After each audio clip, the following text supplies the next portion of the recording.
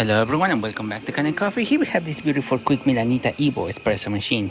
Now for this machine we had to replace this water pump from 2014 and it was there for quite long inside the machine, so it was time to retire this water pump.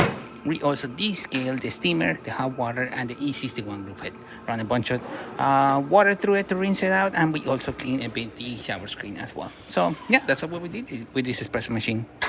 So starting with one shot of espresso, we're gonna be testing it out. Hopefully I pick up the right grind settings on this machine, otherwise we're gonna see drip coffee or coffee barely dripping.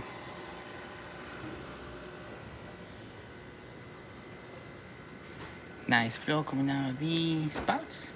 It's gonna be on the shorter side, but we're gonna be still going to see a nice crema coming out through that espresso shot. Yeah, I have.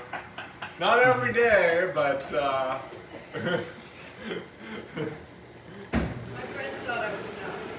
Nice espresso shot coming out of the machine. Great quantity, good crema, even though we're using our old coffee. Hot water for this machine is good.